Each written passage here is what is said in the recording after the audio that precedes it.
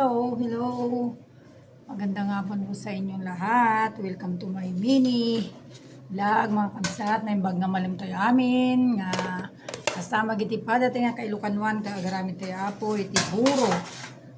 Garamit tayo itiburong isda no kasanong makita gagawa po tayo ng burong isda kabsat. So papakita ko po sa inyo kung paano ang maggawa ng buro kasi yung ginagawa po namin buro ay talagang masarap. Ganito po. Ito po yung ating isdang maliliit na tilapia. Kailangan po ay malinis. Malinis po ang isda na ito ay nilinis ng mabuti, nilamas ng asin, tapos pinatiktikan, binalnian ng 10 beses, nilamas ng asin, tapos binalnian ng kunting mainit na tubig. Tapos, nagluto po tayo ng kanin na ilang salupong kanin po yan mga kapatid. Kailangan po wala pong langaw na dumadapo.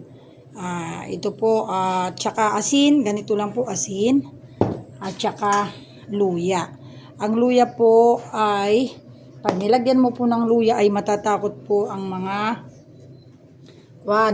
bulati. Kaya yung pag gumagawa ka po ng buro ay mga kapatid ay huwag mong alisin yung luya. Kasi ang luya, ito po yung nagbibigay ng bango para sa ganun hindi masisira yung buro.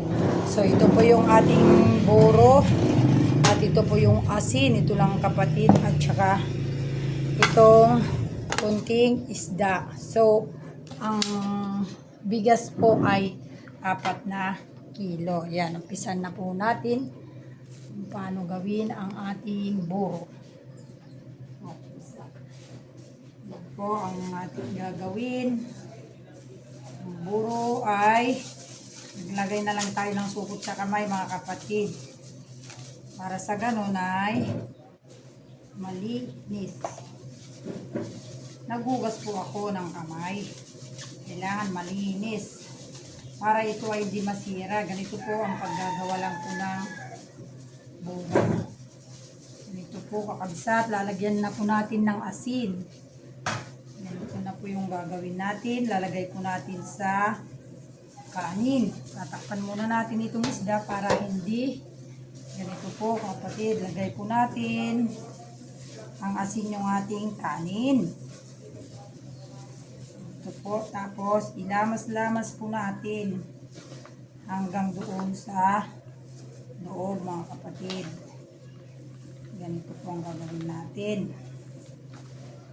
Kasi po, pag hindi nahalo, kailangan mahalo siya para sa ganun ay magpantay ang kanyang lasa. Gawin kakabsat sa mga ibang gumagawa ay kaya sinabi nila na bumabaho kasi hindi nila hinugasang mabuti yung isda. So, kailangan lamasin mo pa ng asin yung isda para mabango hanggang maalis yung kanyang laway-laway niya. So, ganito po. Ito po ay 4 na kilo po ito mga kapatid. 4 na kilong bigas. So, yan. Siguro po, dahil sa dami na po ng kanyang asin, hindi na po masisira. Kailangan po, tansyahin lang po natin yung kanyang halo. Para po sa ganun ay pantay-pantay yung pagkahalo mga kapatid. Ganyan po ang paggawa natin. Yung nasa ilalim, haluin mo para mapunta naman sa ibabaw.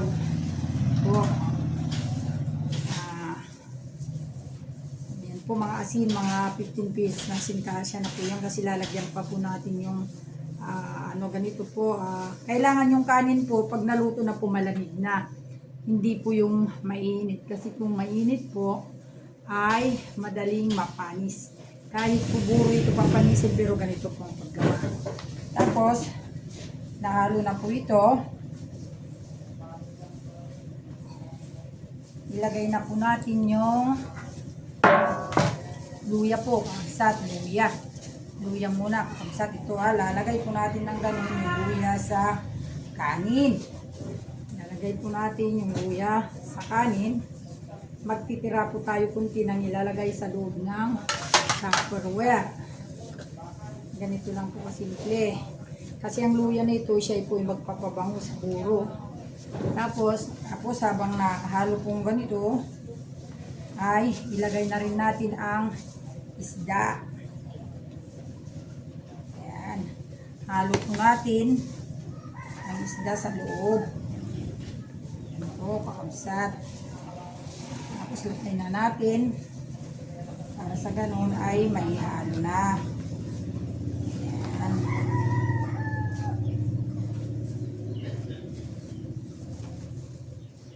Ito po ang buro. Kailangan po malinis po yung buro.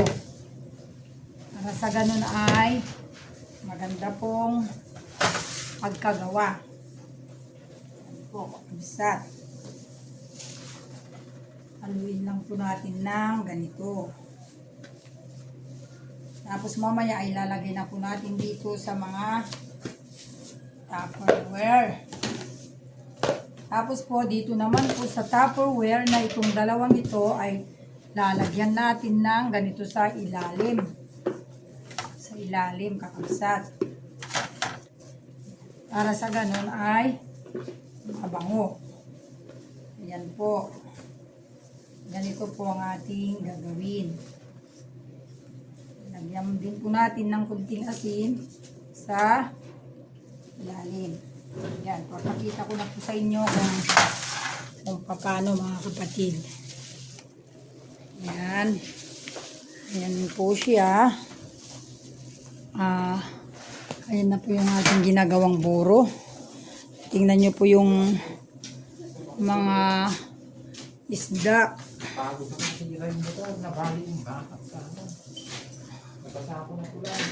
Yan, kakabsat. Lagay natin ng ganon. Tapos, lagay po natin doon yung ating isda. Makikita nyo po, lalagay natin. Ilipat natin dito para sa ganun ay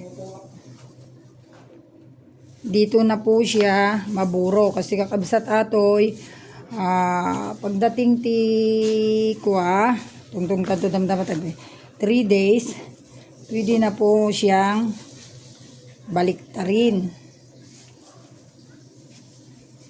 Ayan po kakabsat. Tingnan nyo naman yung mga isda niya. Ganyan. Kung tutusin yung mga isda ay naka-arrange. Pero okay na po yan. Ganyan po ang paglagay natin. After 3 days po ay ito ay pwede na. Kita nyo naman po ha. Yan. Lagay na po natin ng yan po kakabsat. Tapos i-arrange po natin mabuti ang lagyan natin kunting asin, mga isda sa ibabaw.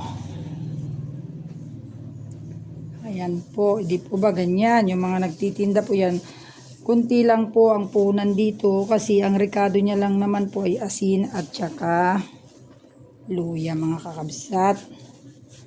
Ayan po siya. Din natin po ang kunting ganon. Ayan, ganyan muna. Ayan po siya. Tapos lagyan po natin kunti ng luya sa mamaya lalagyan na po natin ng plastic. Tatakpan muna natin para hindi masira. Next, ang susunod na naman mga kapatid ay itong isa. Ayan po. Tingnan nyo po yung aking ginagawa po. Yan, ganito po ang paggawa po ng buro mga kapatid. Lalagyan natin kunting asin para madaling maburo. Gabing kakabsat, kailangan malinis ang paggawa ng buro para hindi siya magkaroon ng uod. Yan. Tingnan nyo naman po yung isda niya, oh. Oh. Tignan nyo po yung isda niya mga kapatid. Ayan. Pag gumawa po kayo ganito, madilim-dilim o kaya gabi, para sa ganun ay nakikita nyo po na talagang ginagawa mga kapatid. Ganito po ang paggawa ng buro. Ayan. Kita nyo na po ang ating ginagawa mga kapatid. Ayan. Kakarga na po natin dito para mapuno na. Bali, tignan nyo nga po yung 4 na kilo ay napakadami na pala. So, dito ikikita ka na. Ang bintahan po dito sa isang ganito po ay 700 mga kapatid. Kasi mahal po yung bigas at saka yung tilapia. Ayan. So, ganyan po. Tingnan nyo nga naman po. Ayan. Kasi po, kailangan yung asin katamtaman para hindi rin mapanis. Para mag-balance po yung kanyang lasa. Tapos, pag after 3 days po itong pwede mo na pong bali-balik ka rin. Ayan. Ganyan lang po kasimple ang gumawa po ng buro. Pero pag hindi ka po talaga marunong gumawa ng buro kakabsat, magkakaroon po siya ng uod. Yung hindi po nakakapagburo, ganun daw po yun. Pero siya kakabsat, buro-buro kami sagsang timba, no? Pag gusto yung mag-order ng ganito po, isa pong ganito ay 750. Yan po kakabsat. So, dalawang ganito na po tayo. Ayan po. Tingnan nyo naman po. Lagay po natin yung ayan po ang ating nagawa. Sa 4 na kilo po ay marami pa pong sobra sa garapon. So, ito po mga kapatid. Ayan po yung natira. Mayroon pa po isang ganyan. Ito po bali na puno na po. Dalawang ganito na po. Dalawa. Ayan, puno po ng isda mga kapatid. Ayan po, kung sino pong gusto mag-order ng buro, 700 po yung isang garapon. Yan po mga kapatid. Ang ating buro. After 3 days na po yan ay pwede na po. At saka ito ay, tingnan nyo naman po, napakadami pong isda niya. Ito po talaga yung ginagawang buro. Yung maliliit po yung isda. Yan. Yan po mga kapatid ang ating ginagawa. Gami na ito gamin kakabsat ay buro gawang Ilocano. Yan po. At favorito rin po ng Kapampangan. Kasi Kapampangan din po kami at Ilocano po. Yan, ang nanay ko po ay Kapampangan at kami naman po ay Ilocano. Yan po mga kapatid, ang gustong mag-order niyang buro o kaya kumain ng buro, pumunta lang kayo dito. Ayan po ang aming nagawa mga kapatid. So, salamat po sa inyong panunod. Sana po may natutunan kayo sa aking paggawa ng buro. Magandang hapon po. Bye-bye po.